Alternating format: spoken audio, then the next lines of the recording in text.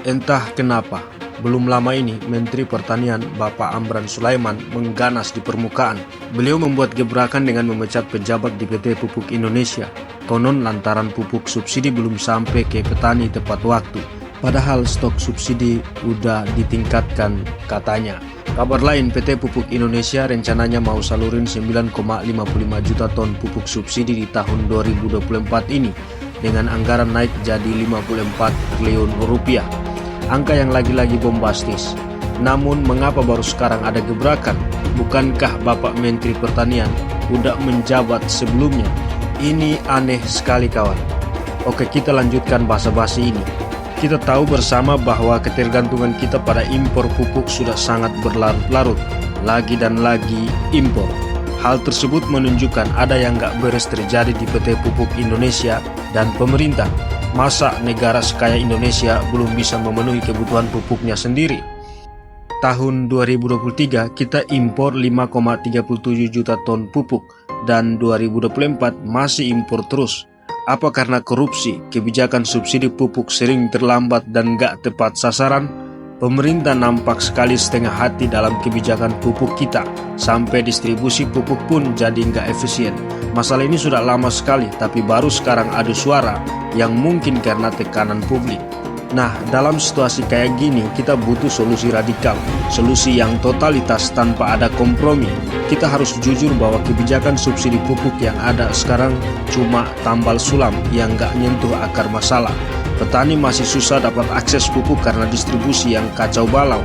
Banyak tangan-tangan gak jelas yang memperkaya diri sendiri dari penderitaan rakyat kecil. Pupuk gratis yang didanai dari pendapatan sumber daya alam seperti emas, nikel, biji besi, minyak, gas, dan batu bara bisa jadi solusi jitu. Sumber daya alam ini milik rakyat, jadi harusnya digunakan buat kepentingan rakyat. Bayangin kalau pendapatan dari sumber daya ini dipakai buat pupuk gratis, beban biaya produksi petani bisa berkurang dan hasil panen bisa meningkat.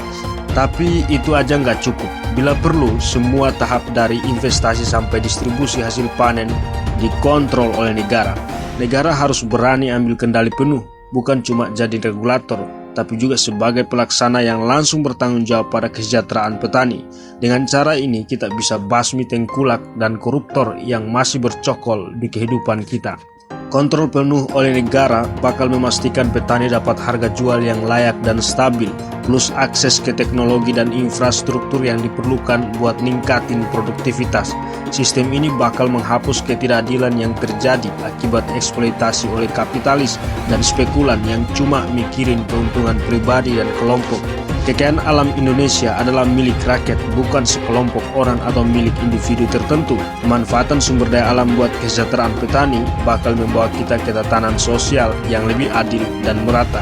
Kita perlu keberanian buat perubahan radikal ini demi mewujudkan cita-cita kemerdekaan yang sejati, di mana setiap rakyat Indonesia bisa hidup sejahtera tanpa harus tunduk pada kekuatan kapitalis yang menindas. Sebagai bangsa yang besar, kita nggak boleh jadi penonton di tanah air sendiri. Kita harus bangkit, kuasai, dan manfaatkan kekayaan kita buat kepentingan kita sendiri. Ini perjuangan kita yang sebenarnya. Ini jalan menuju kesejahteraan sejati. Pemerintah jangan coba-coba membodohi rakyat. Ini bukan lagi zamannya bertindak setengah hati dan amburadul.